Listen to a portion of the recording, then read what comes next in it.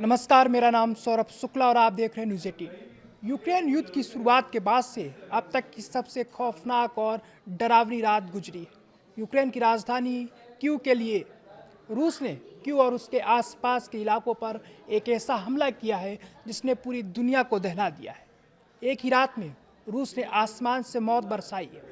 600 drone और 90 मिसाइलें एक साथ दाग दी गई। इस हमले में अब तक 4 लोगों की मौत हो चुकी है और 80 से ज़्यादा लोग मलबे में दब गए हैं और आग की चपेट में आकर गंभीर रूप से घायल हो गए हैं।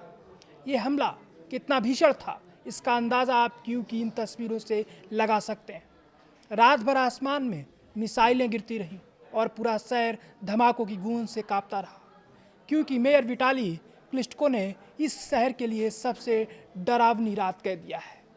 कई घर, स्कूल, दुकानें और रिहायशी इमारतें पूरी तरह तबाह हो चुकी हैं। सुबह जब सूरज उगा तो शहर के कई हिस्सों से सिर्फ काला धुआं उठ रहा था। राष्ट्रपति जेलेंस्की के मुताबिक रूस ने सिर्फ कीव ही नहीं बल्कि उससे 64 किलोमीटर दूर बिला शहर को भी निशाना बनाया है।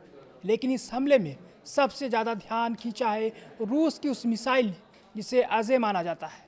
रूस ने इस हमले में अपनी सबसे घातक ओरेसनिक हाइपरसोनिक मिसाइल का इस्तेमाल किया है। रूसी राष्ट्रपति पुतिन पहले ही साफ कर चुके हैं कि ओरेसनिक मिसाइल को दुनिया का कोई भी एयर डिफेंस सिस्टम नहीं रोक सकता है। इसकी रफ्तार ही इसकी सबसे बड़ी ताकत है।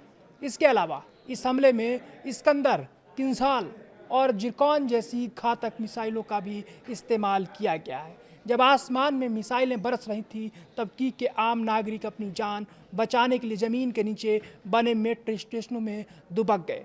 घंटों तक लोग खौफ के साए में वहीं बैठे रहे। अब इस हमले के पीछे रूस का अपना तर्क है। रूस के रक्षा मंत्रालय का कहना है कि ये हमला यूक्रेन द्वारा रूसी धरती पर किए गए हमलों का बदला है और उन्होंने सिर्फ यूक्रेन के सैन्य ठिकानों, एयरबेस और आर्मी सेंटर्स को निशाना बनाया है। लेकिन यूक्रेन के राष्ट्रपति जेलेंस्की का आरोप कुछ और ही है। जेलेंस्की ने कहा कि रूस ने जानबूझकर वाटर सप्लाई यानी पानी की व्यवस्था से जुड़ी जगहों को निशाना बनाया है ताकि गर्मियों की शुरुआत से पहले यूक्रेन में पानी का संकट खड़ा किया जा सके। जेलेंस्की ने अमेरिका और यूरोपीय देशों से गुहार लगाई है कि रूस के इस क्रूर कदम के खिलाफ अब बेहद कड़े और ठोस कदम उठाए जाएं। जाहिर है, इस हमले के बाद रूस और यूक्रेन के बीच चल रही ये जंग एक नए और बेहद खतरनाक मोड़ पर पहुंच गई है।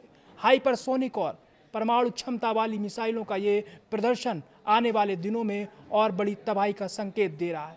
क्या पश्चिमी देश यूक्रेन की इस पुकार को सुनेंगे या फिर कीव को आगे भी ऐसी ही खौफनाक रातों का सामना करना पड़ेगा?